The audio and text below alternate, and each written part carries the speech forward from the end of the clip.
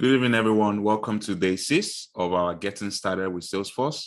And today we're going to be going through revision, okay? I know a lot has been taught in the last few days, and some of you are already overwhelmed by the amount of information you have to learn in few days. So the idea of this class is to review what we've learned so far and to stop in between of the class so you guys can kind of like stop me and ask me question, because sometimes when a lot of information pass through in the lecture, you get overwhelmed and sometimes you just forget the question you want to ask me. Okay, so this session I'm going to take it very slow with you guys. I'm going to go through everything all over again. And it's going to be a 2-day series. The first day will cover the basic stuff and the profile, permission, and all the likes. And the second day, we're going to cover what we learned yesterday. So again, you have the opportunity to kind of like learn all over again. My advice would be, obviously, you should have done your trailhead, okay? If you haven't done the trailhead, you will be struggling in this class, and I don't want that. So while I'm doing this, you should have done your trailer, the one I gave to you, okay? So having said that, let's go straight into what we're gonna be learning. I started with configuration and setup, and I discussed about all this. I will give you an overview of all this session, okay? Then I'm gonna talk about the user creation, configuration, and everything. And I will talk about the profiles. So the first 3 we're going to do today, and the next 3 we are going to do tomorrow. The next 2 we're going to do tomorrow, which is what I taught you guys yesterday. So please pay attention, go with the flow, and make sure after 15-20 minutes, I'm going to take a pause. You're going to ask me questions on what I've shown you. And if there's anything or area you're struggling with, we address that as soon as possible before we go into other areas. I don't want, this is going to be my last live training for Salesforce admin. It's becoming really easier, like too easy for me. And I can feel it in you guys, because I do things really fast and it looks like, oh, it's doing it really fast. But that's because I've done it like almost 4 times, like almost 5 times. So I expect people to know it, but obviously you guys are new, so you guys don't know what I know. So I could relate with you guys, and I feel I should go over it again. But this time around, I will just be going in brief. Then you guys can stop me and ask questions. Okay, it's very important. So now, when we started this training, I told you about Salesforce, and Salesforce being a CRM platform that gives you everything you need out of the box. Okay, so some of you attended the clinic today with Sammy, and you're asking, what do you need to know about Salesforce? There is so much you need to know, but you don't have to know everything immediately. Everything I'm showing you today, I learned it over 4 to 5 years. So it becomes easier for me to talk about.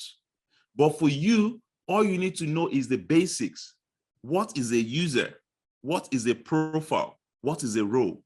How do I get started with Salesforce? That's all is required of you as a Salesforce admin. When you now go into consulting, then you need to know about objects, about modeling, master detail, everything I was saying yesterday. They are mostly for consultant, not for you as a Salesforce admin. As a Salesforce admin, you just need to know how to edit those things, not create them. Someone would have created them for you. So with Salesforce, you can use it for sales, you can use it for service, you can use it for so many other things. But how do you get started? How do you know what to know? You start by doing basic admin, company setup. You start by doing company setup, language settings, business hour setup. That's the job of an admin. Then after that, you create a user. You freeze a user. That one is basic. That's what you will do as an admin. It will not be more than that. As a consultant, yes, you will not be doing something more tricky. But as an admin, they will just tell you that go to this profile and edit the visibility of this profile for this object. Click read, click edit. They will tell you in lame terms, like something that you cannot miss. Okay, so now let's quickly go to how to get started. I told you that the first thing is you go to salesforce.com. Okay, when you get to salesforce.com, you go to resources. Resources is where Salesforce gives you information about the Salesforce. And one of them is the trailer and learning. This is where you get started, but there are other places as well, blogs, videos, career paths, so many things you can do with Salesforce. But if you want to learn Salesforce, this is where to go. Now that we've clicked on the trailhead, next time you want to get to trailhead, you don't have to go through here.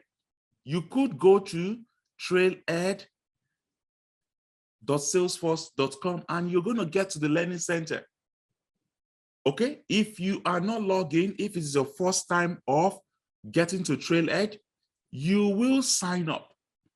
And when you sign up, please do not use your personal email, but try to use the one associated with Gmail. So you can always use single sign-on. You can also use your LinkedIn.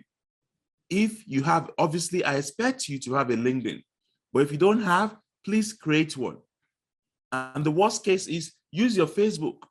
The reason why I recommend these three is sometimes if you use your email like this directly, you can get logged out. And once you get logged out, it can be very hard to retrieve your points. So always use something that wouldn't require you to enter password. Now that I click on the Gmail, I just select my Gmail account.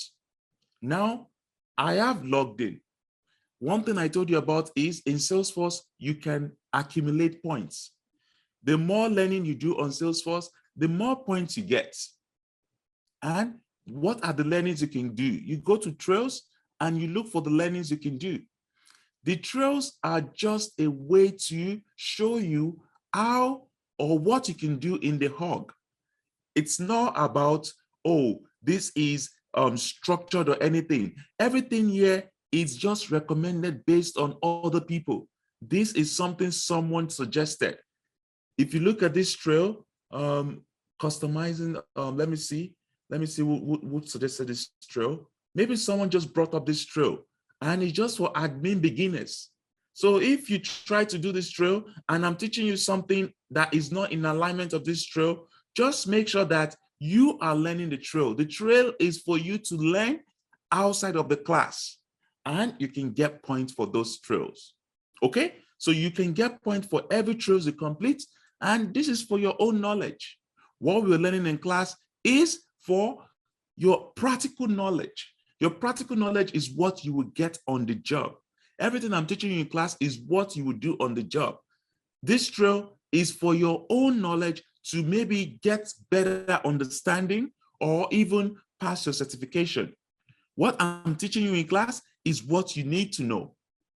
Okay, so now that I've shown you how to start with the trailhead, let's get started with hands-on hogs. Last time I told you about hands-on hogs, I said hands-on hogs are the playground you create when you want to start with Salesforce. For instance, if you don't want to get a license upfront, then you come to the playground and create a sample org. This is the same thing you would get if you were paying Salesforce for license. However, license is expensive. If you want to see what Salesforce looks like, you create a playground.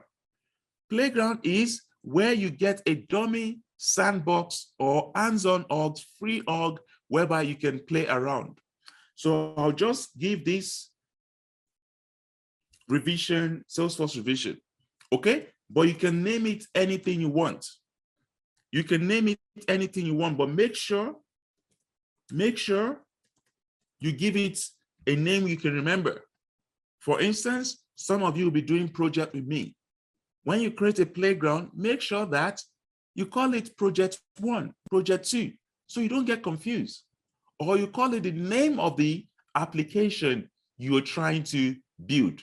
Okay, so now that we're currently creating the playground, let's quickly go back to Salesforce while this is building up, and I will show you some other things. In Salesforce, you have career paths. This is very, very important. Some of you are enrolled into business analysis, consultant, developer, based on my conversation. But ideally, for you to choose a career in Salesforce, you need to read about Salesforce. Find out, what area am I going to specialize in? Where am I going with Salesforce? Salesforce has so many career paths. There's developer, admin, consultant, architect, and the likes. But you don't just jump into all these without the fundamental. As you can see, the admin is still is one of the highest, is not the highest, but it pays well.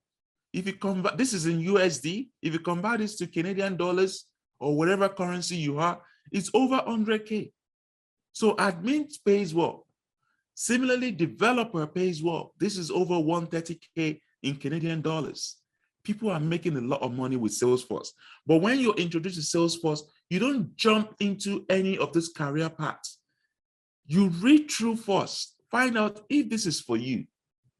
I usually recommend administrator because that's a good starting point.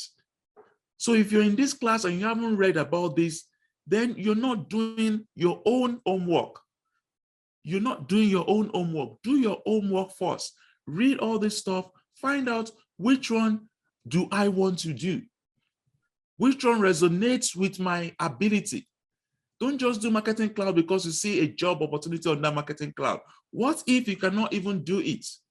What if you cannot survive in a Salesforce marketing cloud environment? So these are very, very important. Do your own research, do your own homework, okay? So now that we have this, this takes some time, but I expect it to have built by now. Okay, I'm just gonna launch. I'll assume that we are using Salesforce Revision. We can come back to this later, but I'll assume that we're using this. So I'm gonna launch this, okay? When you start as an admin, the first thing you will get is, or the first thing you need to know is the company settings. The company settings is maybe the configuration or the settings the architect or the consultant have created for your business. So the first time they hire you, you want to find out more about the company. How do you get to the company? You get to the company by going to the company settings. But before you get here, you need to even understand what all this environment is all about. This environment is what I refer to as the back end of Salesforce. As an admin, this is where you will spend about 90% of your time. And the first thing you see here is the front end. As a user of Salesforce, not an admin, a user of Salesforce, this is where you will spend 100% of your time. A user of Salesforce will not have access to the back end. Even though they might see this gear icon, they will not be able to do anything. They will not be permitted. So whenever you're at work and you see something that looks like Salesforce, maybe you're just a user of Salesforce. Or maybe they give you some privileges that would enable you to go to backend. But in the backend, this is where you do a lot of configuration. Sometimes all you just need to do is study the whole environment. See how Salesforce is set up. So before we start going to the backend, let's go to the front end and let me just walk you through what Salesforce is all about from the front end point of view. This is Salesforce. And Salesforce is for CRM. What is CRM? CRM is customer relationship management. Why do you want to relate with your customer? You want to relate with your customer because you want to maybe make them feel okay, make them feel happy, engage them, and also get to know about them. How do you get to know about your customer? You get to know about your customer if you have relevant data about your customer.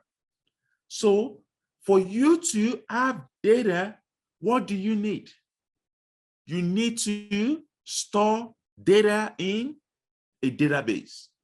Salesforce gives you a cloud database. When you have a Salesforce org, you literally have your own database commissioned in the cloud.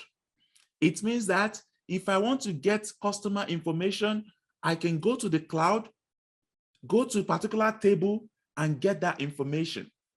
Because we've made some custom changes to this org, let me see if this org is ready. It's still not ready. We'll come back to it, okay? So now you have this cloud database. Instead of you just storing record in the database, you have to store the record in a table. You have to store it in a table. Just like my SQL, PSQL, Postgres, whatever it is stored in a table. In Salesforce language, that table where you store records is called objects. Don't worry about whether it's called leads, it's called accounts, it's called contact. That's irrelevant for now. For your understanding, imagine you have a database in the cloud and that database has tables. And one of the tables is called leads. That's all it is to Salesforce. You are storing records in the cloud.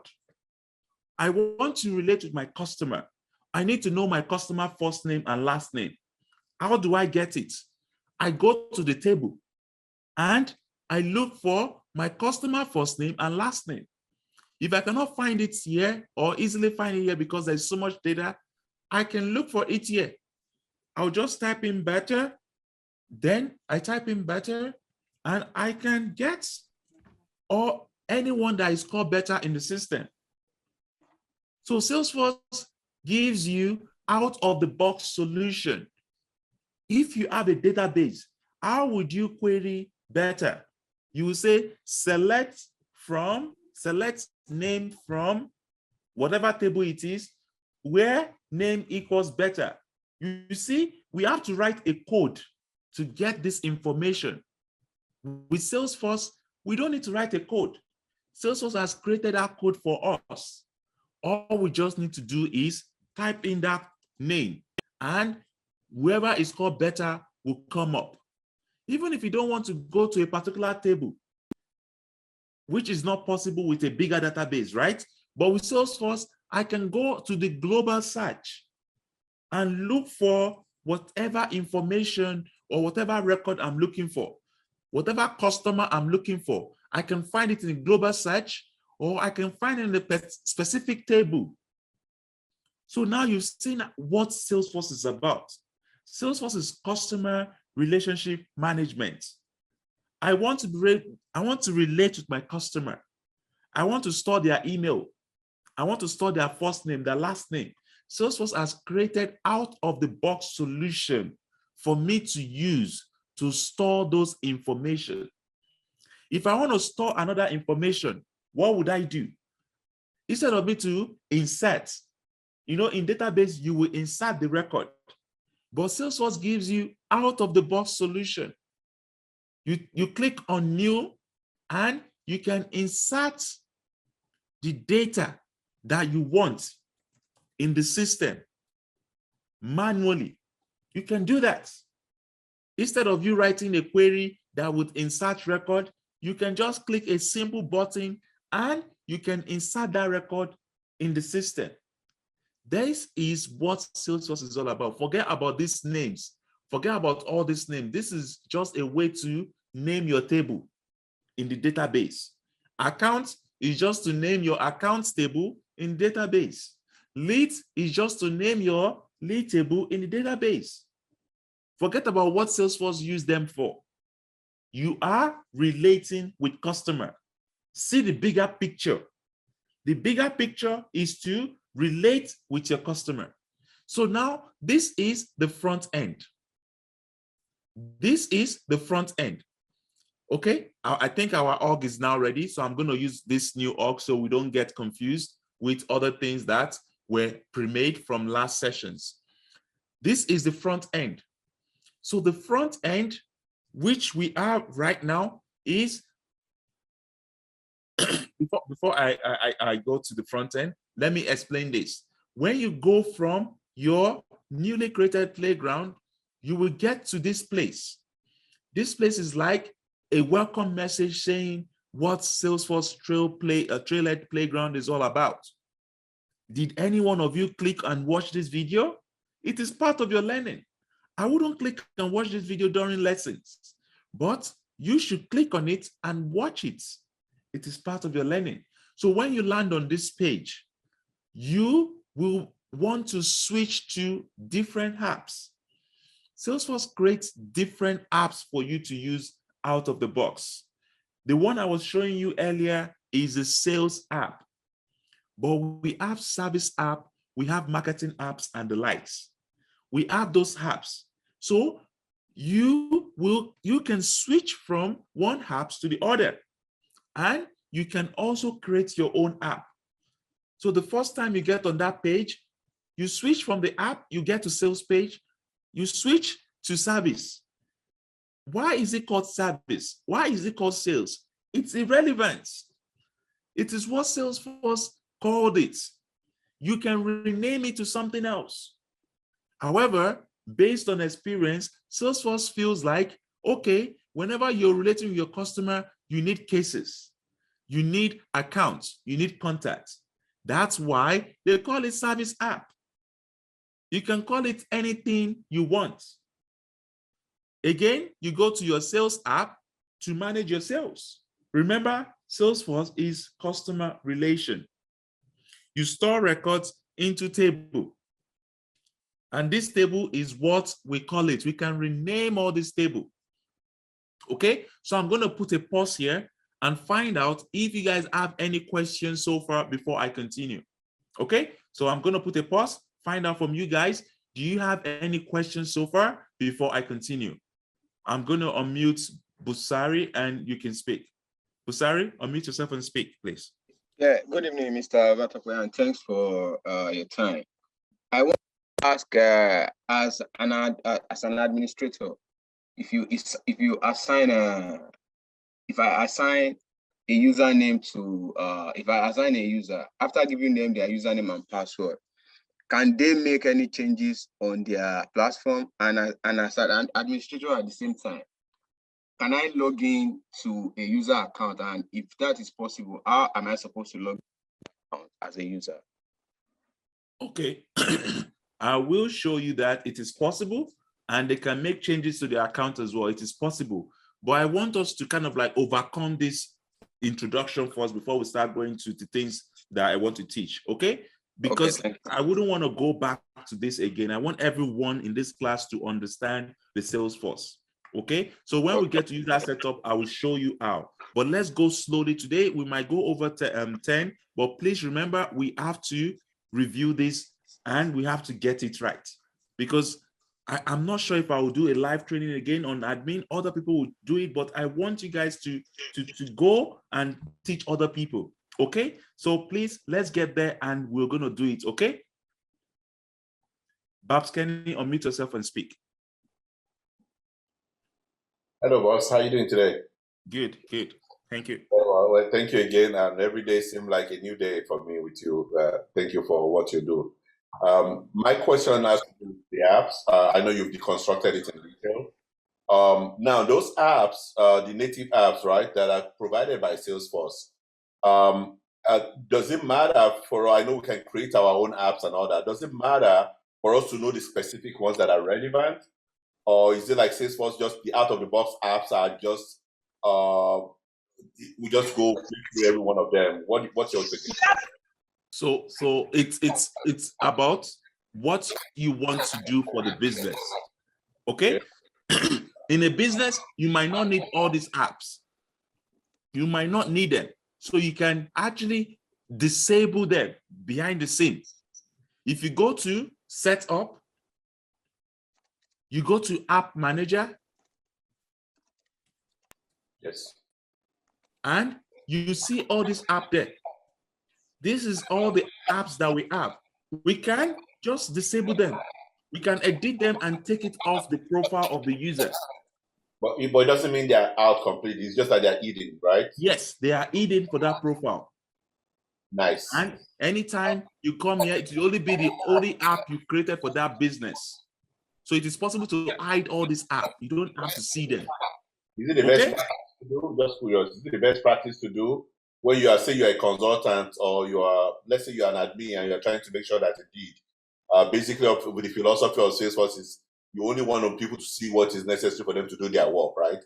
If they are not to the service app, why do I want to enable it, right? Yes. So best practice is for you to just keep it simple.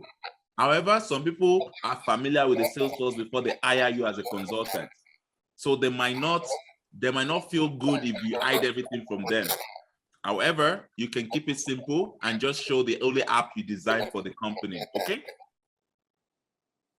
Sounds very good. Thank you very much. No worries. Chini, unmute yourself and speak. Chini, unmute yourself and speak. Yeah. Yes, thank you very much. Okay. 2 questions. When you're trying to create a new lead, what's the difference between salutation and title? So it gives you a drop down where under salutation and you can pick what the salutation is, but then under title, it's blank. Like if I've called somebody a doctor, for example, do I still need to fill that even though it's not like, oh, I see. Oh, okay. So you give the title of that person in the company that you are reaching out to. Okay? Okay, great. Thank you. The second question is the different lead status that we have. How do we know which one is which? Yes. So when you're creating a new lead, the first thing is open not contacted. Okay? I think Salesforce just changed this. It used to be new and stuff like that, but now it's open not contacted, right? But the bottom line is this: you don't determine all that. It's your business that determines what the status of the lead is. You just need to understand the interpretation of that status from a business point of view. Salesforce gave you this out of the box. However, you have the option or the liberty to change them. You don't need to use what Salesforce has provided for you. Salesforce is only giving, look at, if I want to sell a business, I will give you what is working or how it can look like. But as an admin, your job is to configure to the taste of the company, organization you're working for. So don't limit it to what Salesforce has given you. If you want to change all this, change it, but make sure you have interpretation for that lead status. What does it mean to you? Again, how do you change it? Everything is in the back end.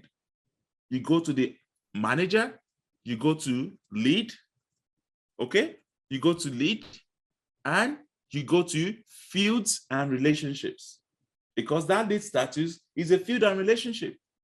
You go to fields and relationship and you look for status. This is the lead status. Can you see the lead status? You go there and this is what Salesforce gives you. If you don't want it, deactivate it. Deactivate it if you don't want it.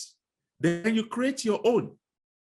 I want to create another lead status called new. Okay, and I have a new lead status called new and I save. And that's it. So next time I want to create a new lead, I refresh. I go to new lead. I can determine whether a lead is new or not. This is how you make changes to what Salesforce gives you out of the box. As an admin, you are expected to know how to add a new option for the lead status. You see how easy it is? But if you don't know how to do it, it becomes a problem, right? So expectation from an admin is know how to add this kind of stuff easily. Okay, so now I'm going to call on Joe, then we continue. Joe, please unmute yourself and speak. Good evening, Babatope. Thanks for all you do. I think it's becoming more clearer by the day.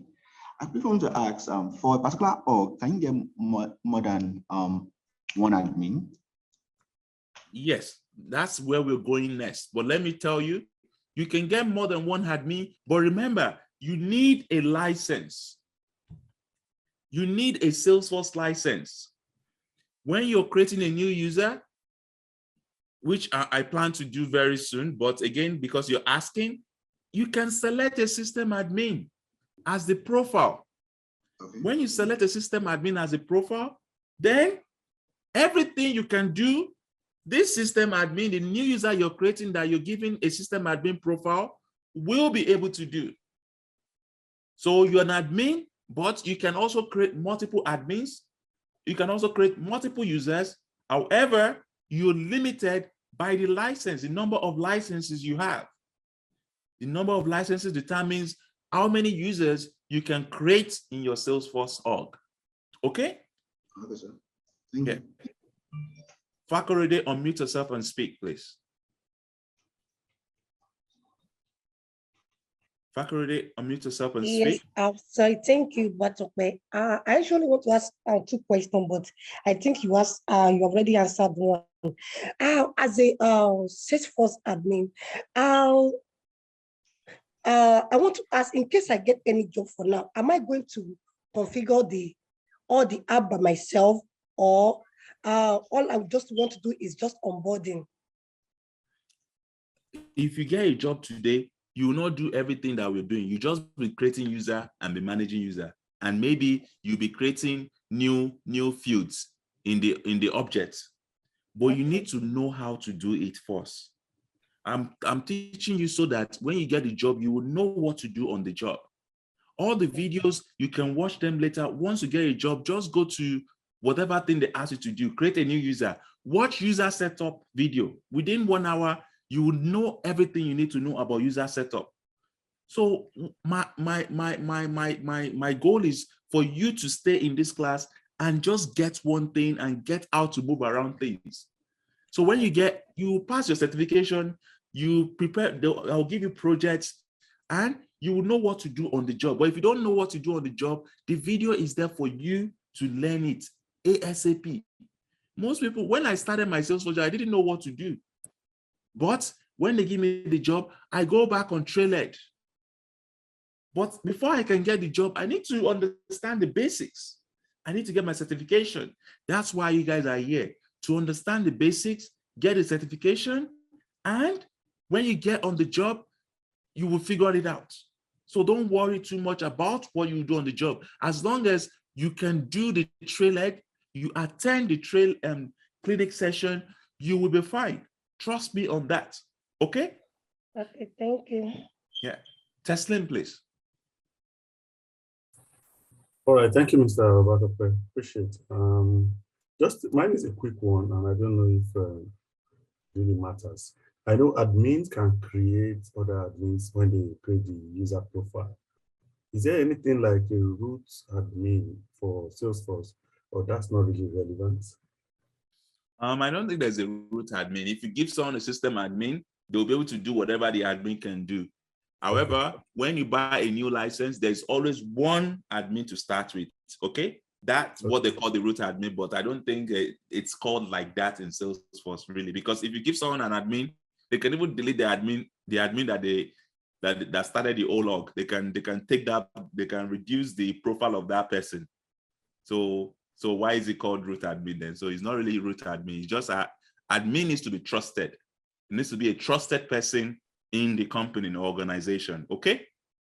And does it keep like a log trail of all activities in case situations like that happen in an unauthorized way? Someone that has an admin right, then suddenly downgrades or changes another person's profile that they're not supposed to. Do you have like a log trace?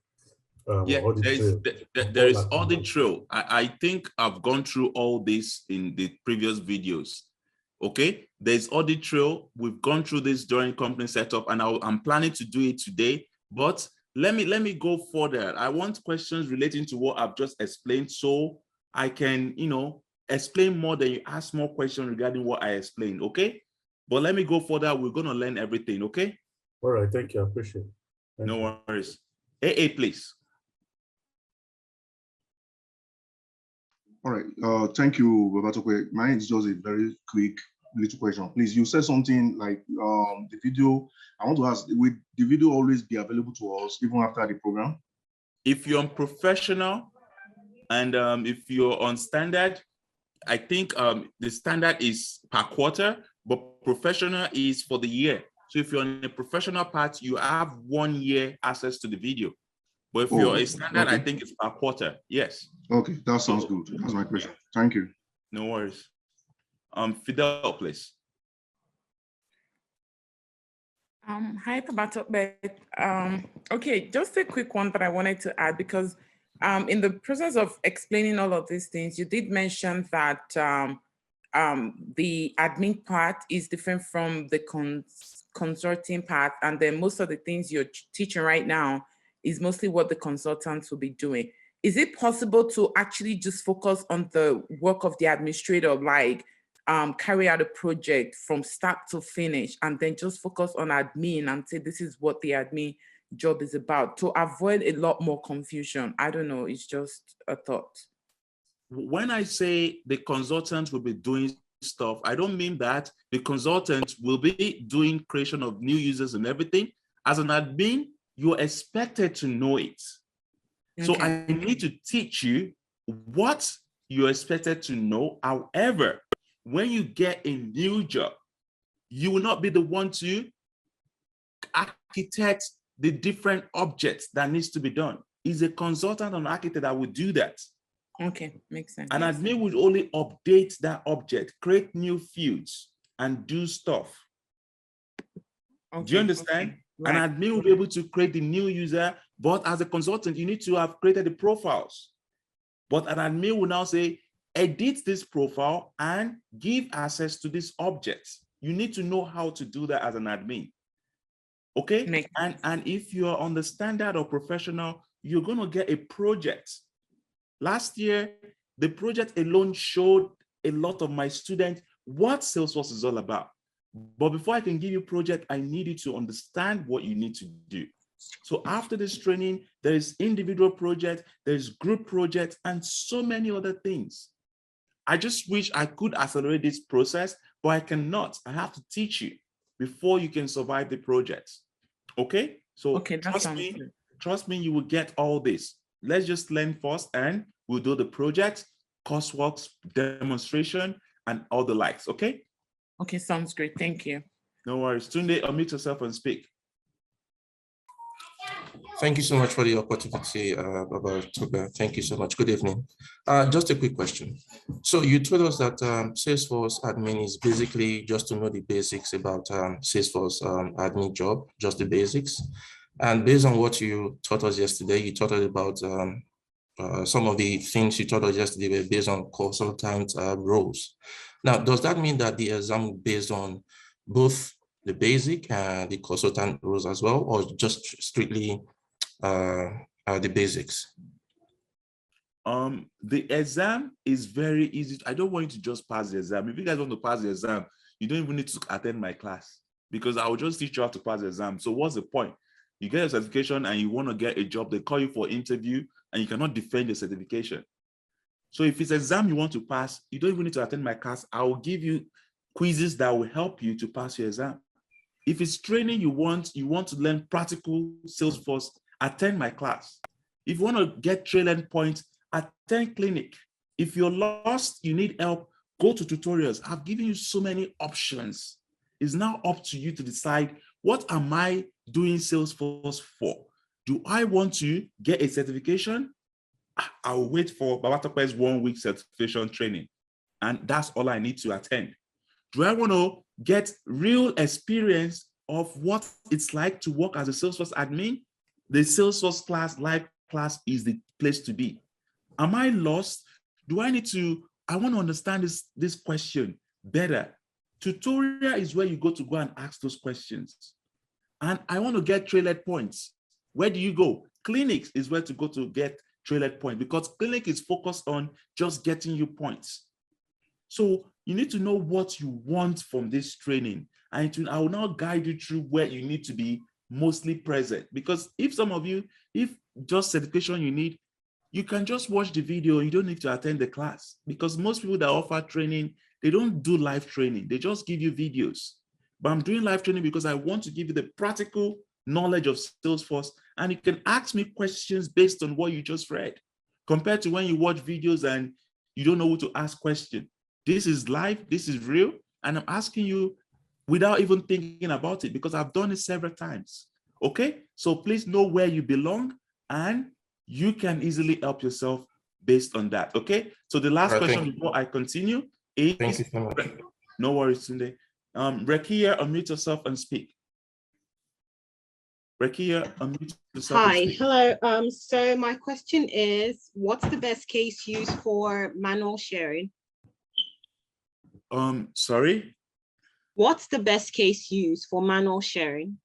Manual sharing is when you want to share a record with just one person.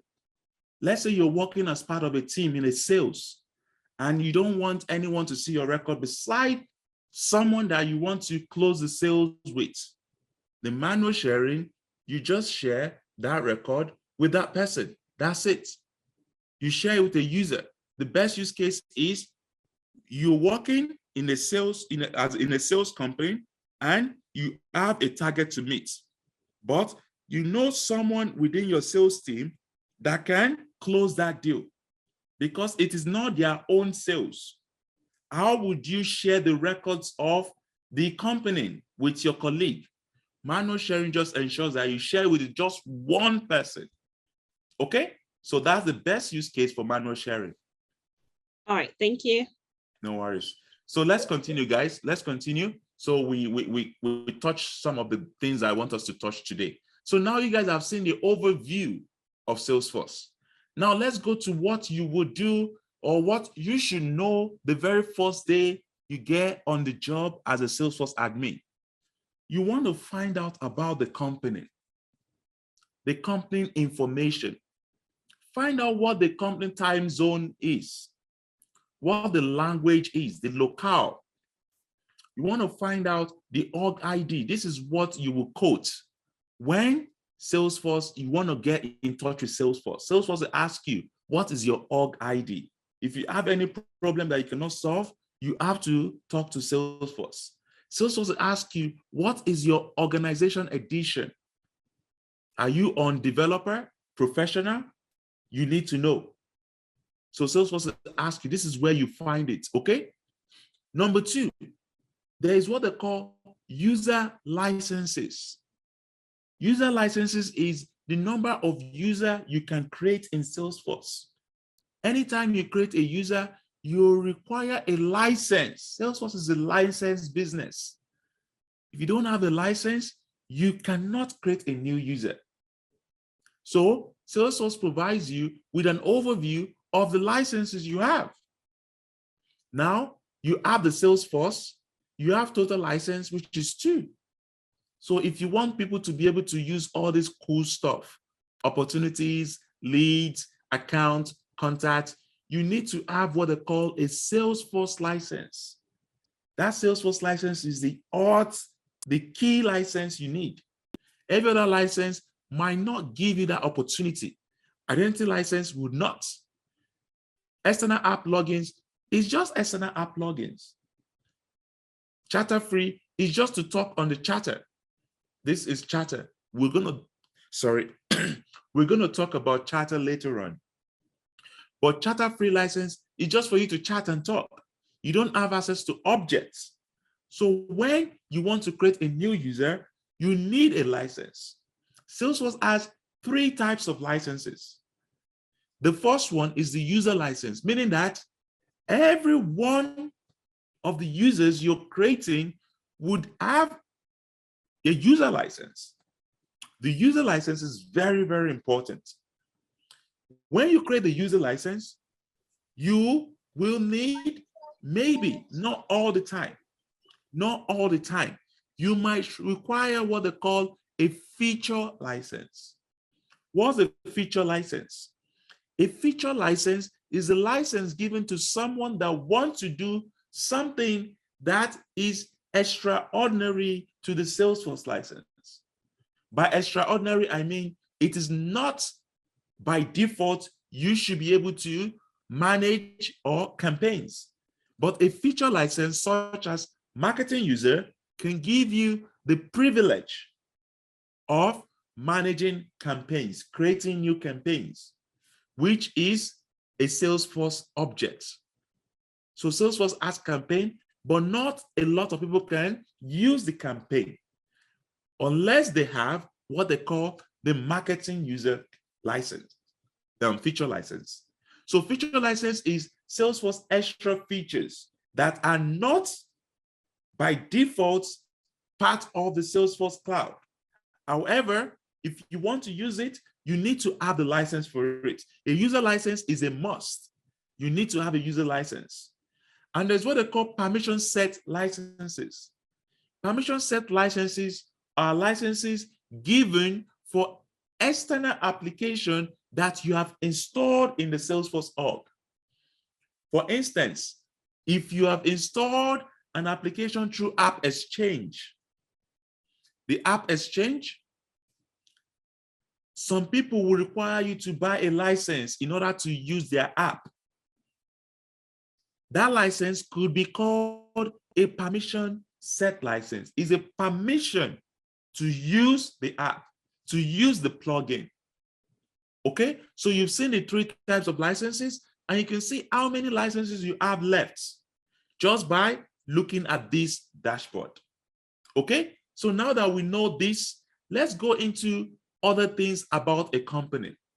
When you have a company, you want to look at the language settings. You can change this language settings by just going to edit and you change the language. If your company is in an English-speaking country, select English.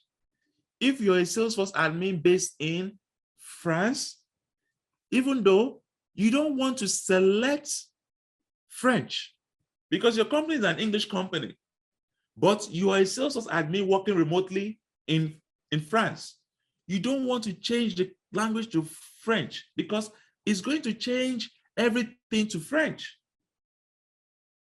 What you're going to do, like someone asked earlier, is to change your own profile, change your own settings. You go to your settings and you change your own language from your own settings. As you can see, this is a different setting, your personal information. If you make the changes here, it is only pertaining to you. You go to language and time zone and you change it to French. So anytime you log into your own Salesforce, it's going to be in the French language. But if you are changing it from the company setup, it is going to be for everyone in the business, and you don't want that. So remember, as an individual, you can change your language. As a company, you can set the default language. You set the default language, okay? So understand that and know you can also change currency. You can change the locale, the time zone. So you can change your own time zone, but make sure that you know the time zone for the company. It's very important, okay? And one thing I would like to show you before we end this session is the business hours. So the business hours are just, again, setting your company business hours. Why do you need this? You need this if you are a service-based company. Let's say you have SLA, whereby you need to attend to your customers within 6 hours, 12 hours, and the likes. But obviously, if I'm working on a case, for instance, and the customer send a ticket for me at 4:30 p.m. 4:30 p.m. and the company closes at 5 p.m. You don't expect the company to respond within 30 minutes, maybe because the ticket requires proper attention, right? So business hours helps you to define whether you are breaching the SLA or not. So if you've set SLA to be 8 hours, anyone that sent an email to support@blackforce.ca should get a response in 12 hours. Let's say 8 hours. If you submit an email at 5:30, the 8 hours is not going to be 2 a.m. in the morning. No, it's going to be 30 minutes to 5 p.m. Then you now start from the next day, 8 a.m. Business hours helps you to manage that expectation. Business hours is based on business hours, not 24 hours time zone. Okay? SLA is a service level agreement. Service level agreement is when I have a support ticket, I need to attend to that support ticket within 12 hours. But if you send a support ticket at 4:30 p.m., 12 hours does not start from that 4:30 p.m. It starts from 4:30. Okay, we only have 30 minutes left for that day in terms of business hours. Then we close shop at 5 p.m. Then the next day, you start counting the business hours again. So the business hours, according to Salesforce, is just a way to show you when the company starts work and when the company ends work for the day. So you can always protect your company's SLA, okay? Not a lot of people work based on SLA, but it is created for you out of the box. Most people don't use this function, but it is there, okay? And there's also what they call the holidays. Holidays is just for you to set holidays. So whenever you set holidays, even someone send a support ticket, it is not counting towards business hours. Okay? It is not counting towards business hours. So this is about the setup. Read and watch the video. You will learn more about the setup and you'll be able to play around with all this stuff. Know where things are. Know where things are in Salesforce. So when I'm clicking on new, you know what new is all about. New is creating a new record. When I go to the record, when I go to the sample record, okay, I click on this. This is the record. The details of this record is here. If I want to edit this record, I click on edit. Know where these stuffs are. That's what an admin will be doing. Editing record, creating new record, configuring user, and the likes. Okay, so now we've spent a lot of time on company setup. Let's go to creating a new user. But before I go there, I just want to find out if everyone is okay about setup. Do you guys have any questions regarding setup before we go to the next item?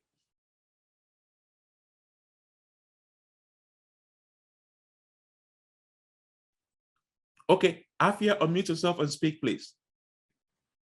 Okay, I just have a quick question on the screen that you are right now. You see how when you hover the mouse over like mobile, for example, it has the pen, right?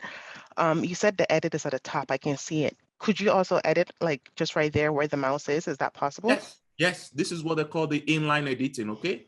You edit inline and you can edit on the go as well like this, okay? Okay, okay, thank you. No worries. Neomar, please unmute yourself and speak.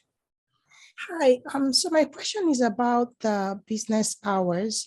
I think it was one of the quiz questions. So if you have like employees working on 2 different time zones, how does the business, the Salesforce admin configure the, I think is it a local setting for Yes.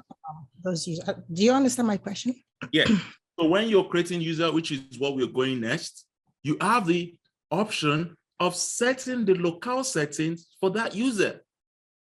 This local setting will override the company settings. It will override the company local settings. So whenever you know that your user is based in a different time zone, make sure you're specific about their locale. The default locale will be the company locale, which we created during company setup. However, when you're creating a new user, just differentiate the user locale. Okay? Differentiate the user locale and it will help. Okay? The user will now be operating as if they are in their own time zone and everything is being converted to the company time zone. Okay? Ola, unmute yourself and speak. Yeah, good evening. I have a question about the locale setting also.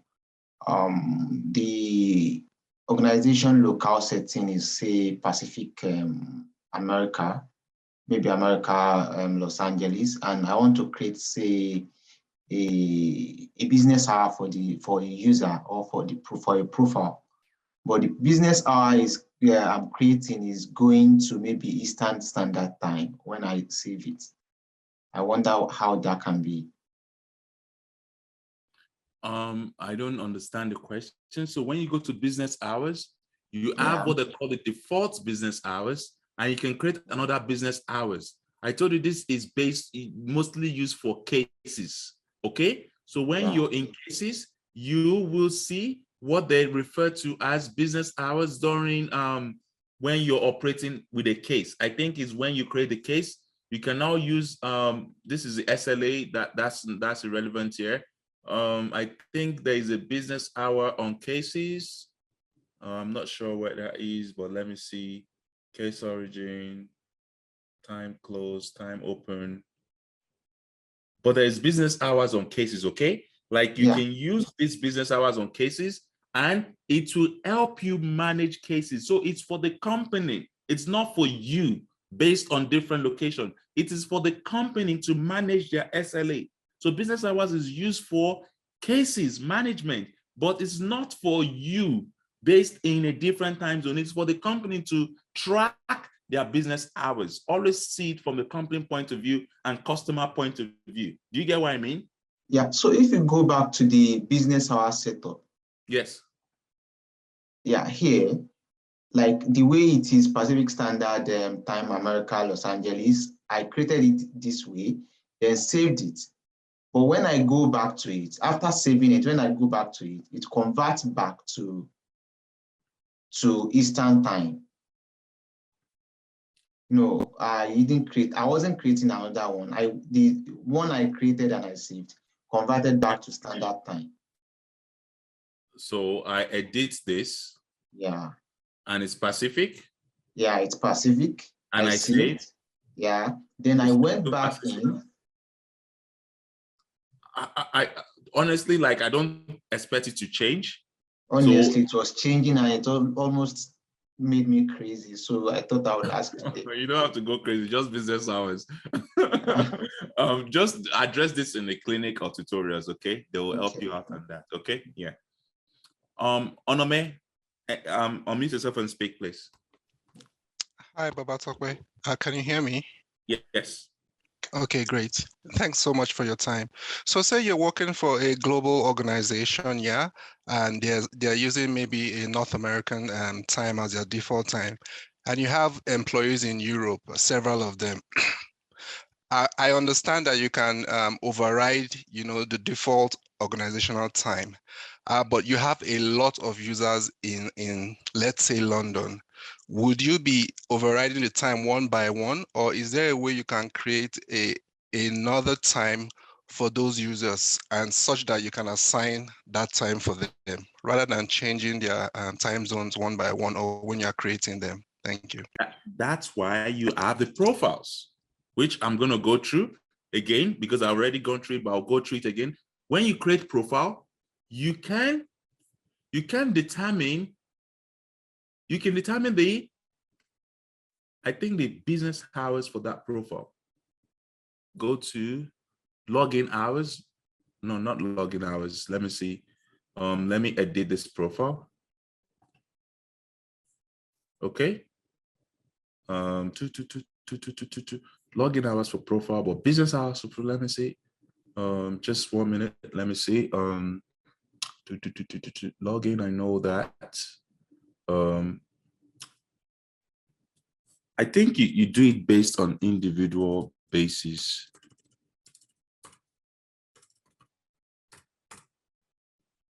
Manage business hours. No, you do it on individual basis for the user. But what you can just do from a profile point of view is login hours. So when you're creating the login hours, you will now put it such that it resonates with the expected time zone. Do you get what I mean? So once you're creating the login hours right now, this is now at Eastern time zone. Okay? Is at Eastern time zone, meaning that if I want to create login hours for users in the Pacific zone, I can maybe subtract -3 and say instead of starting at 8, they will start at 7 a.m. Okay, instead of starting at 11, they will start at 7 a.m. and they will close at 3 p.m. or something like that. So you just work backwards, meaning that they can only log in at those hours. That's how you control it. But if you want to set it by user, you have to do it individually because there is no way you can control it at a profile level. Okay? Okay, Onome, I hope that's clear. Nonso, unmute yourself and speak, please. Hi, thanks for everything so far. So I've been trying to walk around the difference between the user license, which is Salesforce, and then Salesforce platform. Yes. So what's the difference basically? Okay, I was gonna go there, but since you're asking, the Salesforce license gives you this opportunity to have access to these objects. Okay. The Salesforce platform does not give you these objects. Okay, so Salesforce is the key license. Salesforce platform is just a normal user that have access to your Salesforce org, but they cannot do anything meaningful. Okay? Okay. So let's quickly go to user setup and I will show you. Okay, let's go to user setup. In Salesforce, you have a way of logging in. So far, we've been coming in through our Salesforce hands-on org. This is not the way to log in. You can mute yourself. This is not the way to log in. This is not the way to log in. When you create it, when you buy your Salesforce org, you'll be given this URL. This is production URL. Okay, this is production URL. This is where those that have paid license logs in from. You'll be given a username and a password. So you'll not be coming in from a hands-on hub. No. So now, there are two types of users in Salesforce. The users that have access to the backend, like in my own terms, right? The users that have access to the backend and users that have just access to the front end.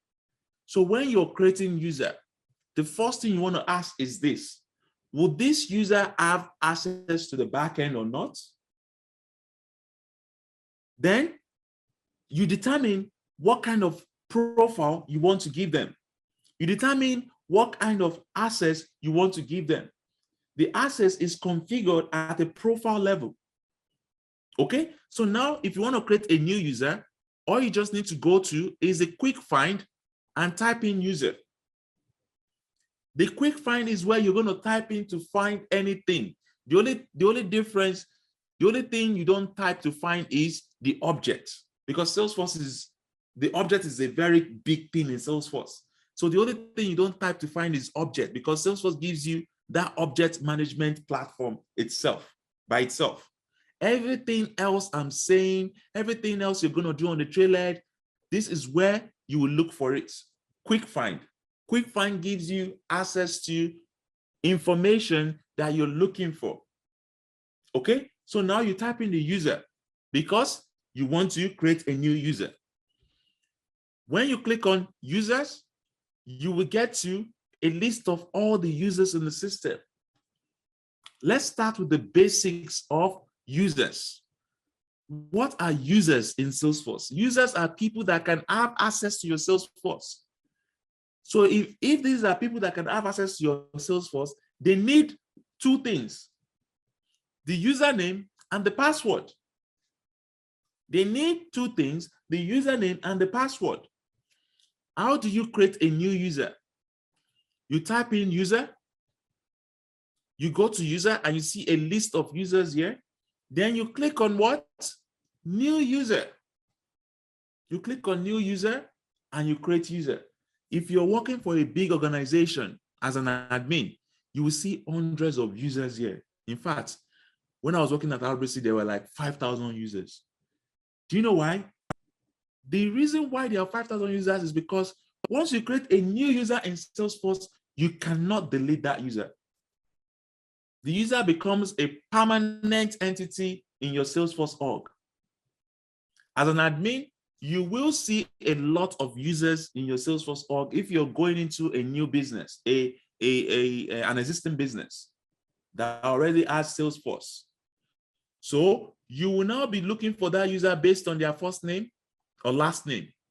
This ABC would be going to the first name or the last name of that user, okay? But if you're not too patient, you can just go through this. Alternatively, you can do pagination or something like that. But then again, just look for first name and last name, okay, to find your user. Now that you want to create a new user, you click on new user. But remember, once you create a user, you cannot delete it. So make sure that you just don't create a user, okay? I haven't said that. There is no harm creating any user. The only thing you can do, the worst case scenario is just to take off the license of that user.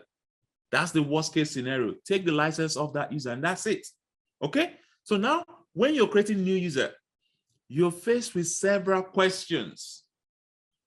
You're faced with several questions.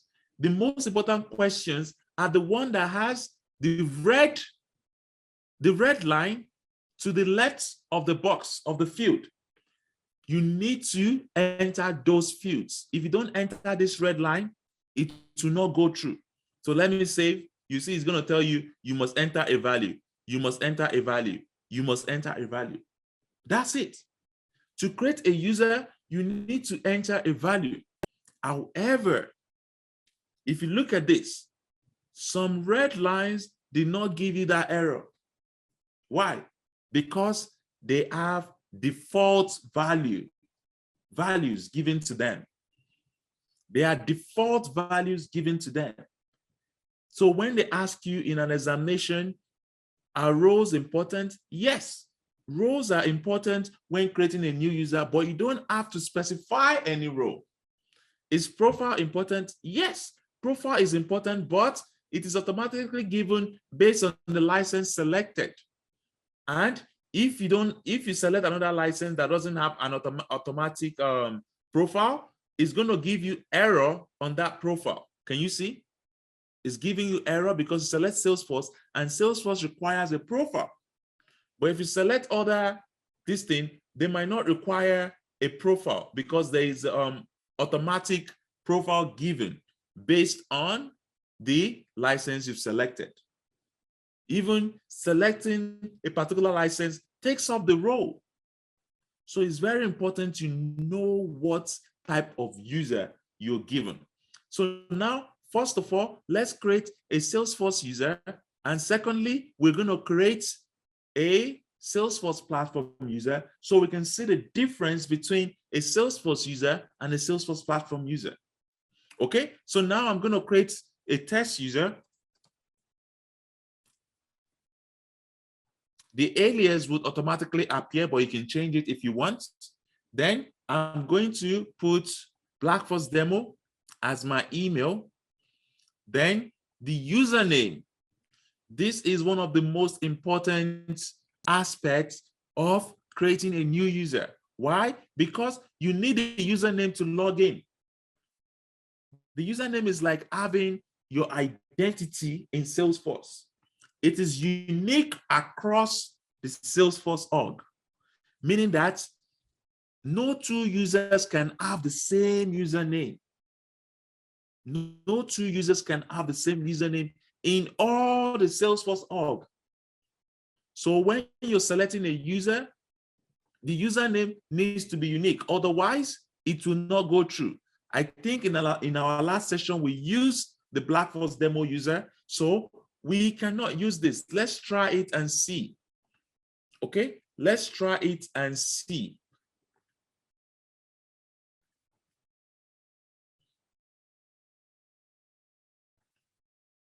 It's saying missing information. So the reason why it's saying missing information is because the role was taken off. So, okay.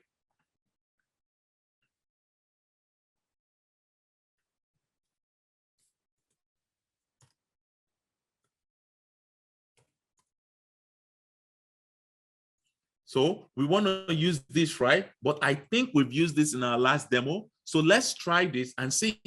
I'm going to save. It says duplicate usernames, meaning that this username already exists in one Salesforce org. That means we cannot use it. Username is like having your user login credentials when you're logging into your social media. It has to be unique across the Salesforce org. So we have to use, you have to be creative. So let's say BlackForce demo revision, okay? BlackForce demo revision at gmail.com. Number 2 about username is this. It has to be in an email format, even though the email does not necessarily have to be valid, but you need to have the username in an email format. It has to be in an email format. So if you don't put it in an email format, it's going to tell you username must be in form of an email format. Okay? So please, when you're creating a new user, it has to be unique. It has to be in an email format. In addition, you don't have to specify the role. The 4th row will be non-specified, but the profile is required. Okay? So now that I've created a new user, I can specify the locale settings for that user or not. In addition, I can generate a new password to notify the user immediately, or I can decide not to. One of the reasons why you can decide not to is if you are still onboarding the user and the company has not officially given them their company email address. So you don't want to be sending this information to their Gmail account. Okay, so you save. Now that you save, you have created this user. You can edit this user and click on generate new password. You save. Now that you generate new password, this user will get a password reset in their email. That's the only way they can access your Salesforce org. So now we've created a new user. We gave Salesforce standard user. Let me check BlackForce demo email and we can see the user. This is the user we just created. It was sent 0 minutes ago. I click on this link and I reset my password for that user. I reset my password for that user. This is what you'll be doing as a Salesforce admin, creating new user, resetting password for the user and the likes. Okay, but the user will be the one responsible for this operation, not you. Remember, the user would go to their email, click on this link, and they will be able to create a new password. So for this, I will just create a new password and I will be able to log in as that user after creating the password. Okay, so I'm trying to create a password I can remember, and I'm going to copy that password and just put it here. Okay, so change password. Now we've created a new user. This user, this user is a user called. Let me sign out of this account so it doesn't conflict. Okay, refresh this. This is the user, right? Standard user. And let's see.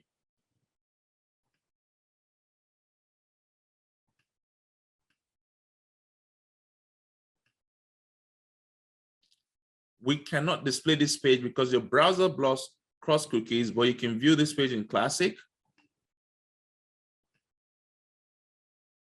If you go to Classic, Black Force revision, Black Force demo revision. Okay, I want to show you something.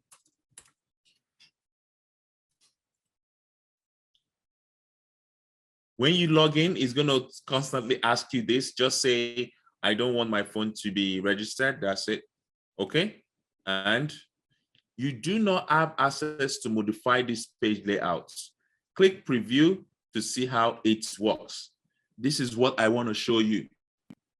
This is what I want to show you. A standard user might be able to see all this, but they cannot do anything. They cannot do anything. Despite having access to the setup, they cannot do anything. Look at, they try to create new objects, insufficient privileges. This is standard user. Standard user cannot do anything. It's only the admin that can do something in Salesforce. Okay, so always play around and see what the Salesforce admin can do and what the standard user can do. The standard user cannot do the things the admin can do. You have to be an admin in order to do all those fancy stuff we have been talking about. Look at, I'm still logging as a user. Can I create a new user as a standard user? I cannot create a new user. I cannot see what that admin can see. So standard user is only there for you to be able to see, but you cannot do. The only thing you can do is create records in the front end. You can only create records in the front end, but you cannot do the things the admin can do. Even though you can see the gear icon there, you will not be able to do anything. Okay, so that is for this standard user. Let's go back to our Salesforce admin. We've created a user, right? Let me tell you more about creating the user. When you go and create a new user, you will have a lot of options. Imagine you have to create 10 users, 20 users. How do you go about it? Are you going to be creating it one by one? No. You will add multiple users. Multiple users gives you the, Salesforce gives you the opportunity to add multiple users at once. Salesforce gives you the opportunity to add multiple users at once, up to 10 users you can add at once, but they have to be the same license, okay?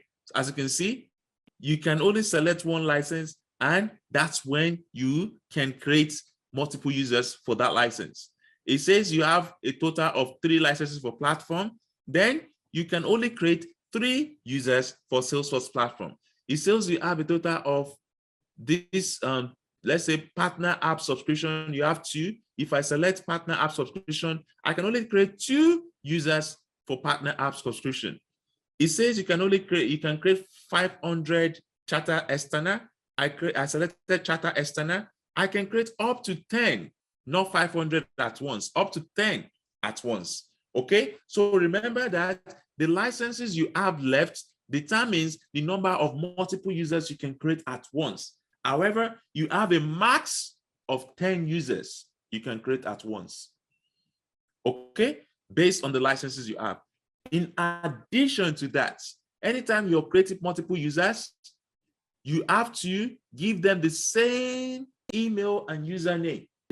You don't have the liberty to change username.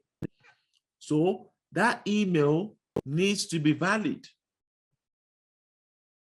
So that's a tricky bit, right? If the email needs to be valid and the username needs to be unique.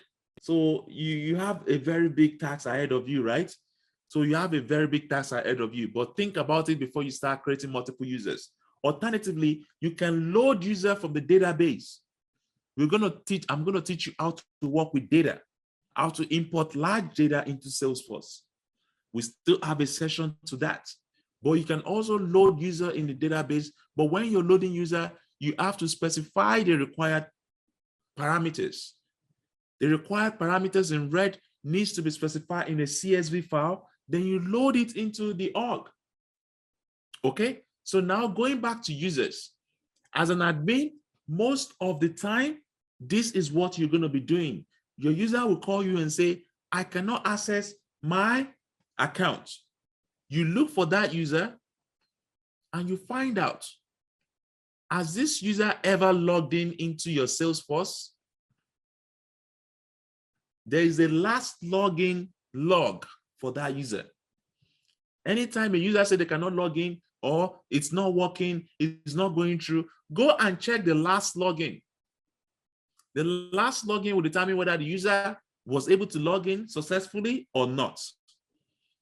Aside the last login, you can also check the login history for the user. The login history for the user will tell you where the user logs in, what IP address, what time. And you can check this stuff per users. Okay, you can check the login history of a user. You can go to another user and check the login history. You can now tell if the user is entering a wrong password. If the user is entering a wrong password, you can now say, let me reset the password for this user. Once you click on reset password for this user, they will receive something that looks like this email, and they will be able to reset their password. As an admin, you'll be creating user and you'll be resetting password for users. You can also reset password for multiple users. You can just, sorry, I think this is where I should be. You can check, and reset passwords for multiple users. Now, as an admin, your manager can ask you and say, oh, XYZ is leaving the organization today. What do you need to do? As an admin, you need to freeze their account. Salesforce has what they call account freezing and account deactivation. Account freezing is used for emergencies. By emergencies, I mean, okay, we need to stop this user from accessing the Salesforce org immediately because we don't know what they could possibly do. You quickly freeze their account. If you freeze their account, they will not be able to access the Salesforce org. But you need to understand the difference between freezing accounts and deactivating an account. When you freeze a user account, they will not be able to access the Salesforce. However, they are still allocated the Salesforce license. The Salesforce license is still counting towards the usage of the Salesforce license is being counted towards their profile, towards their account. So you only freeze a user to block login access into the Salesforce org, but it doesn't release the Salesforce license to create another user. Now, if you want to create another user, what you need to do is deactivate that user. Deactivating this user will ensure that you can create another user for Salesforce license. Right now, if I want to create Salesforce license for Salesforce user, I will not be able to create because I've already used all my Salesforce licenses. However, if I deactivate this user, okay, it's going to give me a warning saying I need to remove all these users from delegated groups and the likes, which is required before you can deactivate a user. The reason being that this user could be a manager. If this user were to be a manager, you might not be able to deactivate this user easily. And that's one of the advantages of freezing a user. Freezing a user is immediate, it's instant. Even if you have some associating conditions around that user, you can still freeze that user. However, deactivating, you need to ensure that the user is not a manager controlling a workflow, is not a manager approving a document, there's no one depending on that user in the org. In addition, when you deactivate a user, their data still remain in the org. Their data still remain in the org. If they created data previously, you can still see that data. The only thing that is that the owner of that data would be the Salesforce admin, or if you can transfer the owner to someone else. Okay, you can do transfer of ownership of data. You can change owner of a record. You can change the owner of a record. This is how you go and change the owner of this record. You transfer everything when you're changing it.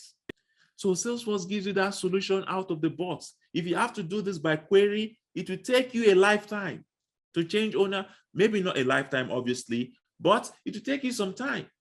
That is what Salesforce is building. Salesforce is giving you solutions out of the box, so you don't have to depend on developers to do the things that would take time. So you need to get what Salesforce is solving. You need to get the problem Salesforce is solving. So now let's create another user, but we're going to assign that user a Salesforce platform, okay? Test user 2. Test user 2. And I'm going to give it Blackbox demo again, but I'll say revision 2. Okay, revision 2. So now I want you to understand one thing here. I'm using the same email. Even for my previous user, I use the same email. What does that tell you? It tells me that Salesforce does not care about the email you put here. As long as the email is valid, fine.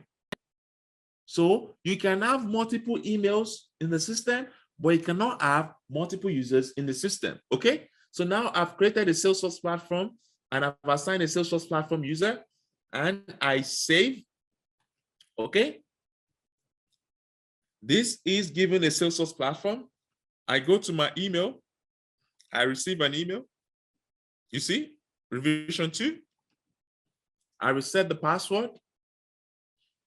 I'm going to use the password for the other, the same, okay? Then I type in Tokyo or whatever city you were born. Then I change. Now, this is this thing, right? Let me refresh. Okay, so let's see. Let me just try to create something. Let me make sure that I'm logged out of this session, or let me go to incognito. Okay, just 1 minute. I want to get the username that I just created. This is the username, okay? And this is my URL. Okay, this is my URL. And I'll copy the username, which is this. Okay. And I'm going to enter the password, which is this, login. So anytime you are logging in from a different IP whereby you validate your user account, is going to ask you for a password, for a verification ID, by asking you to check your email and verify your identity, because this browser, understand the difference between this browser and this browser. This browser is anonymous browser. It has no IP associated to it. It's incognito. Whereas this browser is the browser you verify your account. So when you verify your account using a browser, Salesforce stores your cookies and it knows that this is your computer. But when you now go to a different system, it was like, okay, I don't know where you're logging in from. I need you to verify your identity. So now this is a Salesforce platform. This is a Salesforce platform user. Can you see the difference between the Salesforce platform user and the Salesforce standard user? They're different. They're different because of the license. Previously, we gave Salesforce license. Now we're giving Salesforce platform user. Okay, so that's just what I wanted to show you from that. And let's go back to our admin. There's so many other things I can show you from a user setup point of view. However, let's go to what they call login as. Login access policy. Login access policy ensures that you can log in as a user. Right now, all I can do is edit a user as an admin. I cannot log in as that user.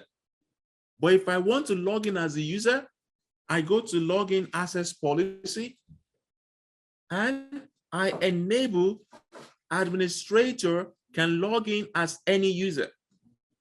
Once I have that enabled and I save, then the next time I go to the users, I will be able to log in as this user. I will be able to log in as this user. That is what it's all about. Obviously, I cannot log in as an inactive user because it's inactive and I cannot log in as that user. So I'm going to take a pause here. Please raise your hand up so I can know if you have any questions before we move on. Okay? So please raise your hand up so I can call you. If I've already answered your question, please drop your hand so I can call those that have new questions. Okay?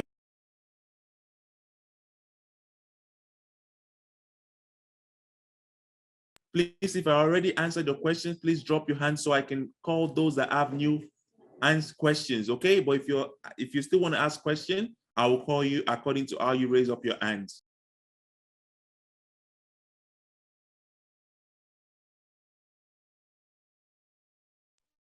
Okay, I'm going to call on Fidel. Fidel, do you have a question? Unmute yourself and speak. Sorry, I was just trying to drop my hands. Sorry. Nonso, unmute yourself and speak, please.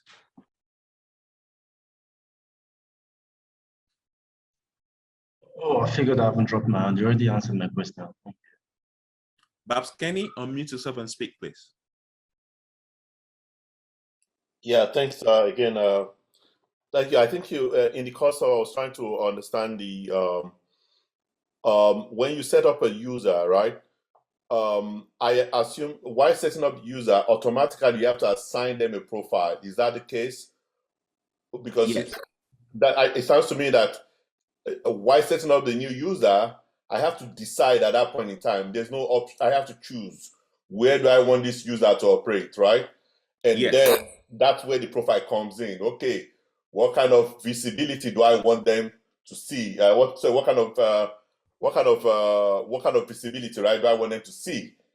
It doesn't mean they can do anything. I now have to decide if I want to give them additional access to some other things inside the platform. But initially, while setting up the user, I have to remember that I have to indicate which one of the which app do I want to just be, like you said, the platform user, and that's just it for a start, which usually you are recommending, right? Yes. Yes. Okay. Okay. Yes. So obviously you need to create a profile first before you start creating the user. Like I said, an admin, all you just do is create user, and the profile would have been created previously, unless you need to change that profile, then you have to edit it. Okay. Oh, yeah. Okay. So the profile, the assumption is that you have the profile in place, but there are out-of-the-box profiles that are already created for us by Salesforce, right? Yes. And I Yes. can clone those profiles first, which is always recommended. Instead of just going in to start messing with that, I clone the profile and use that clone profile as one of the minimal things that I can now use to start giving the users that I'm going to be giving Yes. access. Correct? Yes. Is that the approach? Yes. Awesome. Thank you very much. No worries. Nonso, unmute yourself and speak, please. Hi, Babs. Hi, everyone. Good evening. Yeah, so while you were going through the user management, when you were trying to upload multiple users, I could see that those external users, 500, you had the ability to upload 500 external users. Now, first of all, my understanding of external users is that those users outside of the organization or outside of the company. Is that correct? So again, don't get user license wrong, okay? Okay. User license is the types of is a type of license for a user. This is charter external user. Charter external user. Charter external user is just someone that has this access to this charter. So it's just called charter external user, but it means that they can chat on Salesforce. That means they can send an email and the email will come here and they can come and log in and talk about their product or services. So right now, if we're using charter external in Blackforce, all of you can be talking right on Salesforce by logging in to the Salesforce of Blackforce.org. So charter external means that they will have access to come in, but they don't see a lot of things beside this charter. Okay. Okay, so it's not really external as such. It's just external like a customer, which we're dealing with. Okay. Okay. My leading question to that is, now that I get that clear, now, is it possible for the Salesforce have kind of like external users? Now, I'm just going to give two scenarios. Is it possible for like a self-service option for Salesforce? Now, the first scenario is, for example, students, like in the student example, who can kind of like create like a user for themselves on Salesforce, like maybe through an app or something like that. Now, the other one is, for example, now let's say the city of Toronto is using Salesforce to, say, manage insurance claims for citizens. And they want to have like an automated process whereby, citizens kind of like, submit claims and do all that. Does Salesforce kind of like have the ability for them to do like a self-service option, probably through the app, which will in turn create a user for them, or it's only the admin who has that ability whatsoever? That's a good question. And to answer that, you need to understand what Salesforce is and what other application or platforms are. Okay. First of all, Salesforce.org is a sales cloud that helps business to manage their customer relationship. So if you want every user in your Salesforce.org to have a license, you are going to be paying a lot of money. What you don't want is having 5,000 users with Salesforce license. That's a lot. However, Salesforce has what they call community cloud, which I'm going to be teaching developers. Community cloud is like you having a social account whereby you can read items that is being generated from Salesforce, but you don't really need a license for that. You only need an account, just like you're creating your social media account. So you read about things that are generated from the Salesforce object externally. Do you get what I mean? With that one, you can easily create an account so for you to have access, but you don't have access to opportunities, leads. You don't have, you cannot even come into this place. That one is looking like a website. I'll give you one example of community cloud. If you go to Sobeys Pharmacy Care, I think so, I don't know. So or whichever way it is. Sobeys, they're one of the people that give COVID vaccine, right? And you can actually book your appointment on the website. So you go to Sobeys Pharmacy Care, you book your appointment on the website, and when you go and create an appointment, it creates an account for you because they're using Salesforce.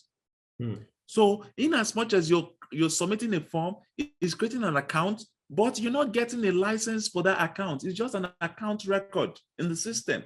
Gotcha.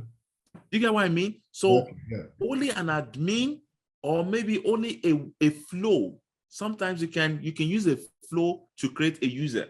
So if whatever you're initiating from the front end triggers a flow, then it can create a user in the back end. But only an admin can actually go through this process of creating a user. That's why they pay people to work as a Salesforce admin, because it requires a bit of knowledge. It's not just something that you get a GCSE and you're done. No, you need to know what a profile is. You need to know what a role is before you can start creating user, right? Okay. Thank you so much. Last question, I crave your indulgence. It's a little bit out of this, but it's just related to the quiz. Is today the last day or the tomorrow for us to be able to do the quiz before you open it up? If you have the time, you can do the quiz. It takes about 10-15 minutes, you'll be done. Anyway, tomorrow is the day I open it up. So by Thursday, everyone will be able to do the quiz. I mean, by everyone, I mean the standard and professional users will be able to do the quiz and they'll be able to see the answer. For the ones they miss, they can repeat. Okay. After tomorrow, my expectations is everyone should get 100% in that quiz. That covers your user setup and configuration. If you master that, you master 20% of the Salesforce certification. So I want it to be easier for you to pass your certification instead of you memorizing a lot of things towards the end. You have to do it every other week. So next week now, I'm going to give you another quiz for the things I'm teaching you on objects and Lightning App Builder. Then next week again, I'm going to give you another quiz on the things I've taught you for that week. Okay, so you can always learn and not really memorize, but understand the structure of the Salesforce certification exams is to help you. But tomorrow, definitely, I'm going to open it up because some people have been asking me to open it up. So I'm going to open it up tomorrow. So tonight is the last time for you to just test your knowledge. And tomorrow is going to be opened up for everyone to test and see their answers. Okay? All right, confirm. Thank you so much. Awesome. No worries. Ola, please. Ola, unmute yourself and speak. Hi. So earlier you were talking about the users, about creating multiple users, and I wanted to know, you said something about if we create multiple users, then it's the same email. I'm not sure I got that right. Can you please explain? Because if I'm creating multiple users and then I still have to go back and maybe edit each of them, then does it really make any sense for me to create multiple users and then having to still go back and do the modifications? So when you're creating multiple users, you have limited options. As you can see, when you create multiple users, for let's say this, for instance, the email would also be the username. So the only thing there is whatever email you're using for that user, it's going to be the username of that account. So the user can probably go and change their email after. Okay? The user can change their email after because multiple users is usually used for a case whereby you want to configure a bunch of users that have not even started with your organization yet. So you don't have the email for them. You just give them a random email, which is the username. Then once the user now came on board, everything is sorted out, you can just go to that user and just edit their email and send them reset password. So yes, you might have to do some manual work, but it is easier to edit a user than to create a new user. And that's what Salesforce is saving you time for. Okay? Right. Okay. Thank you. No worries. Gaffer, please. Unmute yourself and speak. Thank you. Yeah. Can you hear me? Yes. Okay, thank you very much, Babatope, for this session. And my question is, based on Salesforce standard, it is advisable for what is the standard for Salesforce to create a user?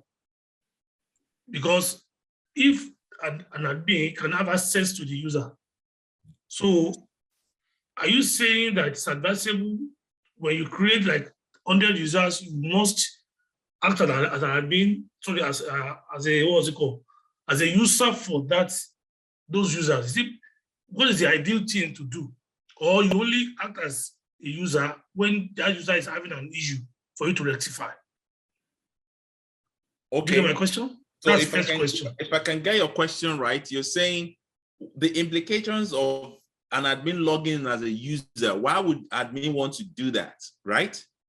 Not really, but what is the standard?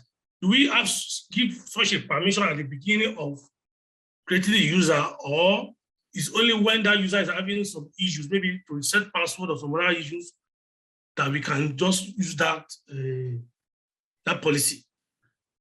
again, is a business policy. Is not like a business decide whether you should enable login as a user. As you can see, an admin is someone they trust in the organization. That's why in most organizations, they don't even give an admin privileges to a system admin. They use what they call a delegated admin. A delegated administrator is an administrator over a certain group of user profile and groups, meaning that they don't have access to other users. They only have access to the users which the God admin has enabled for their access. I hope you understand what I'm talking about. So right now, you want to create a delegated admin. You created a delegated administrator. You now add users they can manage in the org, roles of the users they can manage in the org. So you are limiting the functionalities of a system admin. Although this user is now a delegated admin, is also a system admin, but is not really a generalist system admin that has all the power. He only has power, or they only have power over a certain group of users. That's the function of a delegated administrator. Okay, so the business needs to be very careful who they give a system admin right to, because the system admin can do anything. So it's not like a policy. What if the business say, okay, the policy is do not log in as any person, but the system admin can enable that policy without telling the business owner. So what's the purpose? Do you get what I mean? Yes. The business owner should be the admin in most cases, and they delegate an administrator for a group of users. However, it's not usually done like this in most businesses. Most businesses just hire people, check their background record, and they give them system admin. Because in Salesforce, you can trace everything that is done in the org using the audit trail. The audit trail would tells you who is doing what are they doing, and you cannot track who made changes to a particular record or a particular set of functionalities. So trust me, Salesforce has everything in place to track anyone. You cannot delete this. As you can see, you cannot delete it, and it's stored for 6 months. So don't worry about security. Salesforce has handled everything. Okay? Your next question. Okay, can you please just walk me through again the login access policy, just briefly? The login access policy is enabled by the business to enable a system admin, an administrator can log in as any user. If this is enabled, the administrator would be able to see this, log in beside the user. So they can log in and see what the user can see. If it is not enabled, the only way to do this would be the user would authorize the admin to do this on their behalf. So right now, I have disabled this policy. I go back to users. The login is gone. However, this guy can say, okay, I want the admin to still log in on my behalf. How would they do that? They would go to their profile settings, and they can do login as let me see, because this is admin, you cannot do that. Let me use a neutral user so you can see how it works. User, you go to users. I want to activate this user, okay? So I can use this user. So I'm gonna log in as this user, okay? I'm gonna log out. The username is Black Force Revision. Incognito. Oh, sorry. Let me just get the URL.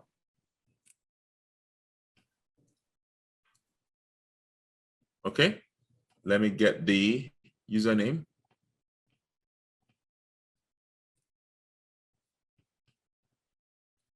Then let me get the password.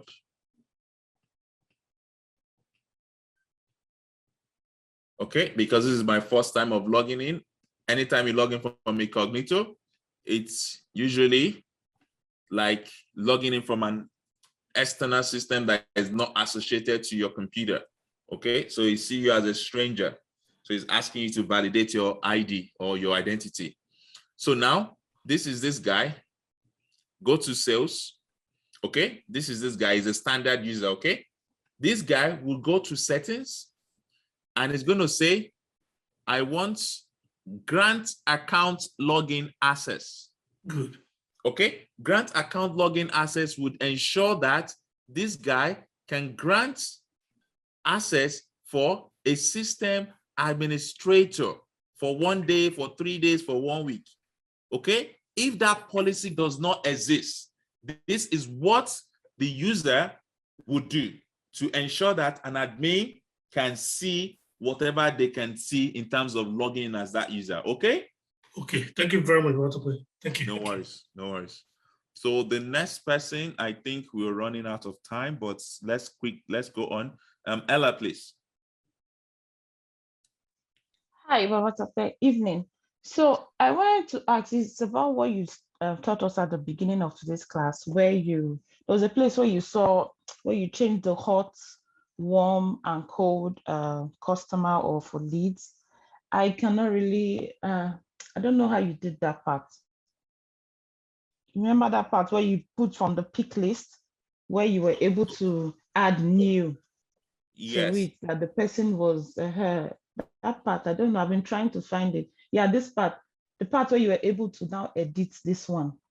Yeah, that you now removed open, not contacted. Yeah. Okay, it's under objects, objects and Lightning App Builder. You can watch the video and you will see how to do that. Okay, in terms of training. But let me show you how to do that again. What the question was, what if we want to have more options here instead of just lead start, instead of all these 4, we want to have new, or let's say we want to have another thing. Let's say we want to have in progress. Okay, in progress. The first thing I want to find out is what object is this? What object are we dealing with? We are dealing with the lead object, right? Okay. This is the lead object. Then you go to setup. Okay. And you go to object manager. Okay. And you look for the lead object. Okay. This is the lead object. Now, number 2. Now we know that it's the lead object. What field are we dealing with here? Is the lead status, right?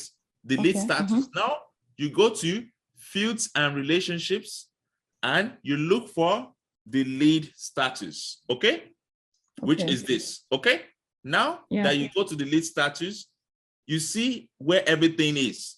You can deactivate the ones that we have, or you can add a new one called in progress. Okay. In progress.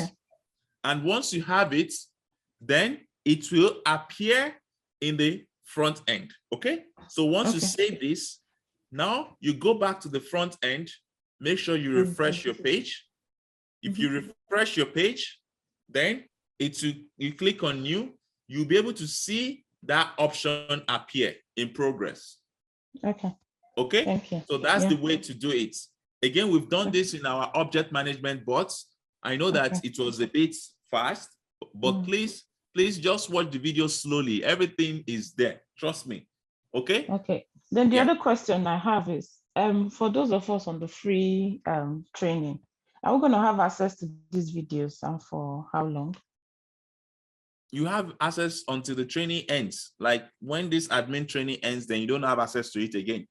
However, if you are on a standard, you have it for the quarter. If you're on a professional, you have it for the year.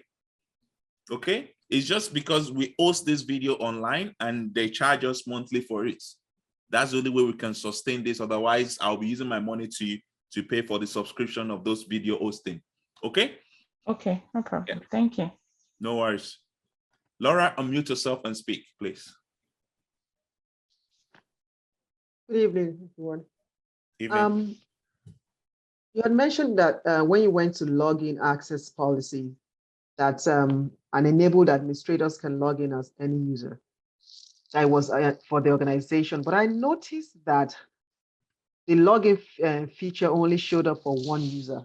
Is that how it works? I thought Because maybe the other user wasn't active. I think I said that. The other user wasn't active when we enabled that. So if I go back here and I enable login access,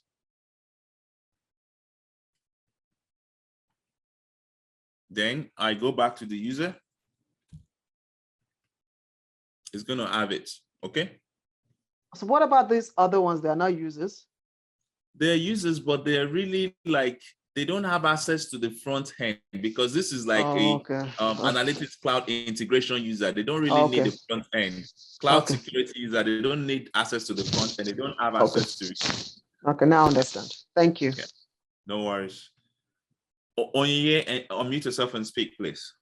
Okay, hi, Babatope. Just on the subject of the deactivation and freezing of the user, right? You mentioned that for the deactivation, you need to, it's usually advised when it's an emergency to deal with the freezing of the user first, rather than the deactivation. My question is, when you eventually want to deactivate the user to free up the license, right? How are you able to confirm the items pending on that person's workflow or whatever? Salesforce will direct you. Oh, so okay. when you click on deactivate, it's going to tell you this item is attached to this guy. Go and deactivate on connect this, disconnect this item from this user before you continue. Once you disconnect, you go back to the activation again. If there's any other item, it's going to tell you this item is connected. Go and disconnect before you continue. So Salesforce will guide you. But if you have a very good documentation in the business, you would also know what users are or what activities are dependent on that user. Okay? Okay, thank you. No worries. Ola, please. Ola Akin, please. Okay, thank you, Babatope. Yeah, so my question has to do with setting up currency, time zone, language, because these are basic things, and especially when dealing with users located in different regions. So when you're talking about time zone, you mentioned like 3 ways in which we can do that. You mentioned the user can edit that and change that by him or herself. That can be set up on the organization-wide and when setting up the user. So, but what I want to ask is this: if we create users for different regions, for example, can we set up all these things and attach it to a profile, or how can we automate this in a better way? You might have explained it, but I just need a clarification. So when it comes to those time zones and stuff like that, you can put it at the profile level as well. So if you look at this custom profile, you can configure, I think I told you about the time zone specifically for the user, and the user can change that time zone, but you can configure other things at a profile level as well, right? As you can see, this profile gives you options to configure a lot of things, but that user specific stuff, you have to do it at the user level, okay? You have to do that as a user level because it's particular to that user. But other things that is particular to a group of people, then you can control it at a profile level. Do you get? Yes, I get that. So for example, in Ontario, for example, and the organization have another location in Vancouver, and the time zone is different. So I have a profile for the users, maybe the sales users in Vancouver, for example, and I want to create multiple users. So what I'm saying is that, does that mean that I have to set the time zone, the language, the currency each time I'm doing that, or I can attach that to a profile, or there's a way to automate it so that I don't need to be, doing that every time? User is a very key thing in Salesforce. Even if you automate a user, you'll still come back and edit that user. Because think about it, right? If you want to give a particular profile, you can use a flow to automate that process. But if you want to make changes to that profile, so that user, you still need to come back and change that user. What if you want to grant access specific to knowledge user? You want to give knowledge users to this user, you still need to come back and check that knowledge user, okay? So you cannot automate that process of these local settings and everything. It has to be done when creating the user. You can actually automate it using Flow, but you still need to ensure that it is given the right settings. Otherwise, you're going to be creating users and they might not be able to either access their profile or they will have privileges they are not entitled to have. Okay? Okay. So it's Yeah, not something okay. you can automate fully. That's my own experience. You cannot automate it fully because it eliminates the need for a Salesforce admin, which obviously kind of like, I don't know, but that's my opinion. It's almost impossible to automate fully. Okay? Okay, thank you. And I have one more question, please. And it has to do with the licenses, because the license determine what the users can do too. So, and I can see that there are a lot of licenses that are on the org that we are using, for example. So, is there any resources that you can recommend for one to understand what these licenses are and what they do? I know the most important one is the Salesforce license, which we've been using, but the other ones are there too, and they serve a function. So I'm just wondering, because I've tried to understand it, but I'm not getting a hold of it. Yeah, because it's a different activity. It's for consultants, it's for architects, it's for all those people. As a Salesforce admin, the things you need to know is what I'm teaching you. However, when you want to design licenses, it's for consultants that would tell the business, okay, you need this, this is a license you need and everything. It's a different topic on its own, and it's under App Builder, which is a different program, a different course. Okay? Okay. But if you want to learn it, everything is on Salesforce. Okay, thank you. Then I believe I'm going to learn it later then. Yes, yes. Chances are, yeah. Thank you. Okay. Yeah. Jane, unmute yourself and speak. Hi, Babatope. My question is more of a general question. And my question is there a way that we can restore an org to like a prior state or a prior session?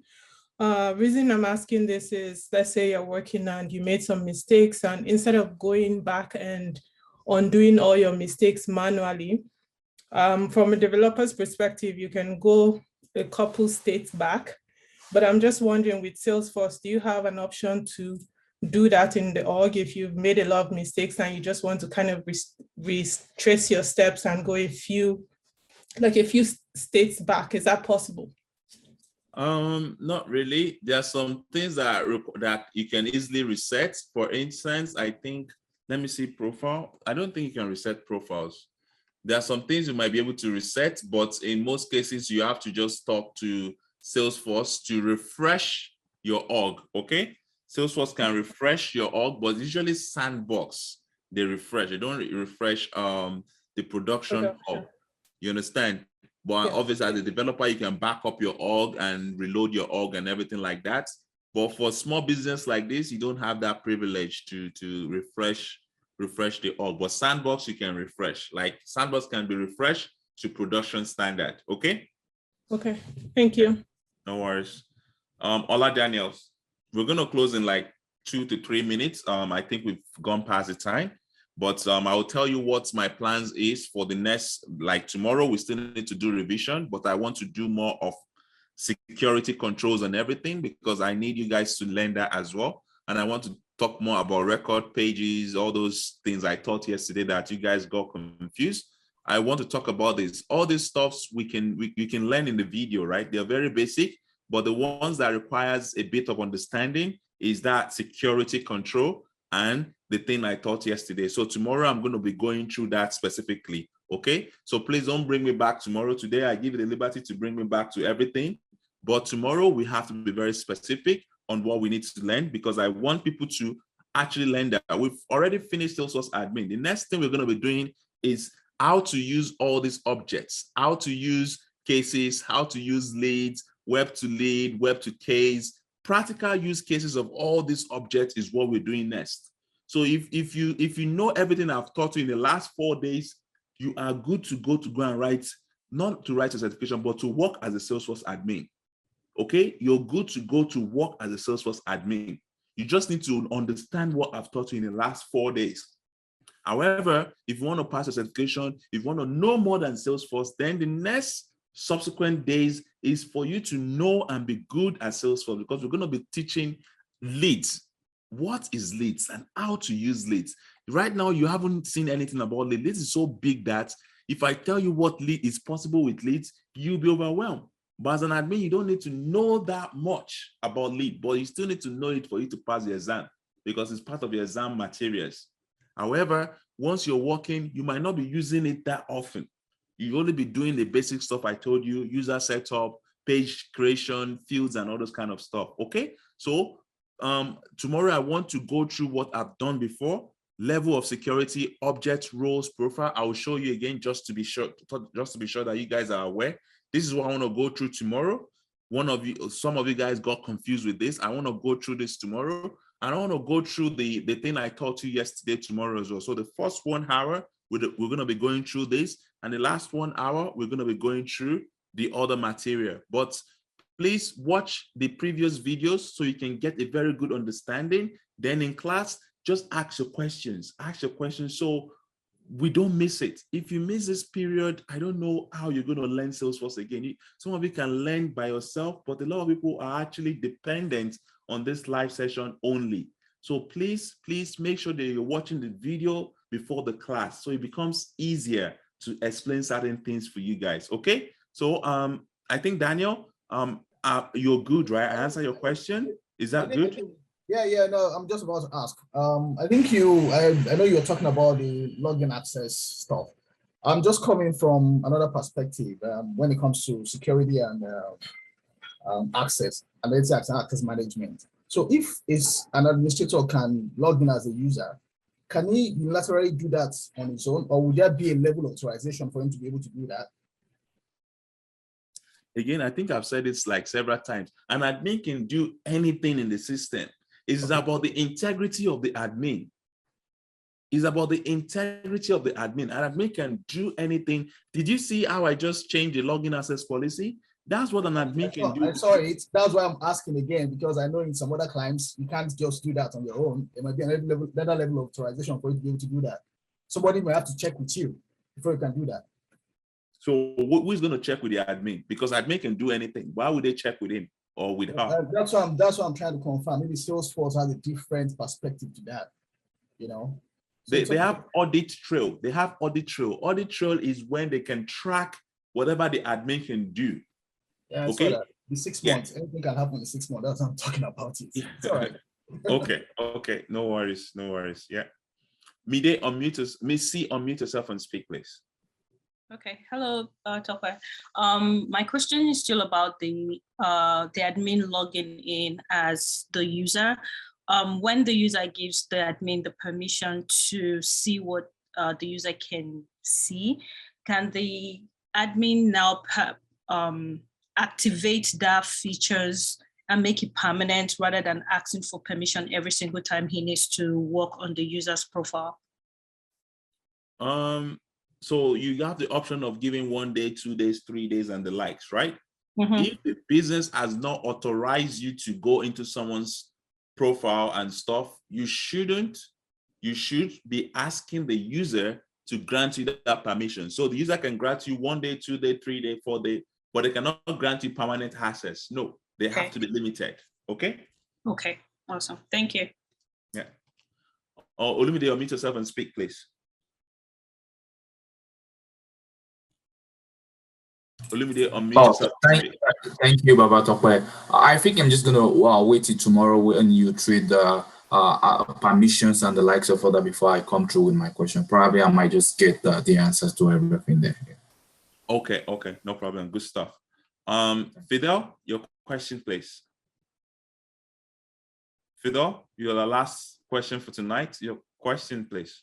Okay, good timing. I just want to ask a general question because you mentioned that if we understand to this point, we're good to work as a Salesforce admin. So my question is, can you work as a Salesforce admin without taking the certification exams? That's number one. And then number two, having the understanding so far, like, is that all there is to Salesforce? Or, it looks very easy peasy type of thing for what the salary is. So I'm asking, like, what is the fine print? Like, what is the trick on all of these things? That's a good question. And to answer your first question, I told you that if you know what I've taught you up to this moment, that means you know configuration, user setup, you know object security, custom profiles, you know permission sets, you know role hierarchy, and you know object creation, what I taught you yesterday, you know page layout, you know fields, you know everything, then you're good to go. If you want to know how it works, go to Salesforce Admin Guide and you will see the curriculum, okay, according to Salesforce. That will now guide you based on what you've learned so far. What you've learned so far is this, okay? You've learned this as well, okay? So you've known this stuff, and this is what most of the time you'll be doing as an admin. The other thing that you'll be doing as an admin is this and this, okay? You'll be doing this and this, but this is now gearing towards advanced administrator. The use of flow is no, I don't see it as an admin. I see it more as an advanced administrator. Whereas this is the other thing that you really, really need as an admin, data loading. How do you bring data into Salesforce? Right now, I've shown you how to insert data one at a time from the user interface. You need to know how to use the data import tools. So this is the only thing I feel is left. Every other thing here is just working on these objects more in details. So it's not really an admin stuff. It's more of advanced admin, assignment through, or all those auto response through and the likes. They are advanced administration, but you need to know it to pass your exams. Now you ask again, can you work as a Salesforce administrator or without the certification? If you're lucky, some people do. If you have a family that uses Salesforce for their business, you can work for them. If you have an organization that wants to leverage on your experience plus Salesforce skill, you can work for them. But in most cases, you cannot, because it is competitive right now. A lot of people are having Salesforce admin as a standard Salesforce skills certification because it's so easy to pass. It's so easy to know, like you said, easy peasy, right?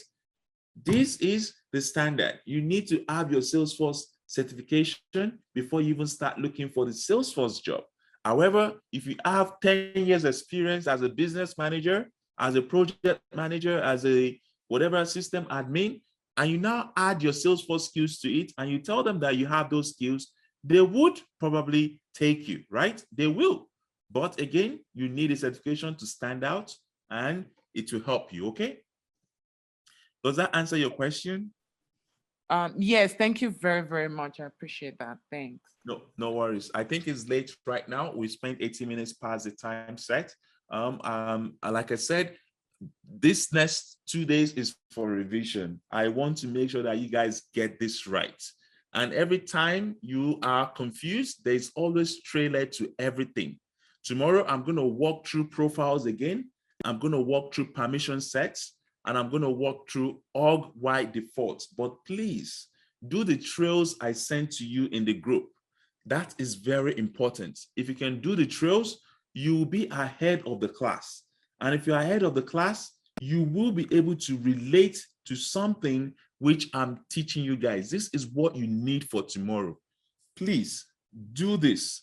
If you can do this for tomorrow, you would not ask me questions like the way you've asked today. You ask me questions about the things you struggled with. You ask me questions about the things you struggled with. I've done this stuff 4 years ago, or when did I think I completed this even last year. I tried this or something like that. So you guys can always do this all over again. If you can do these 2 trails tomorrow, we're going to have a very good day. However, if you want me to wait until I teach you, you will struggle in the class. So all these stuff that I've shown you today, they are on the trailhead. This is how I learn.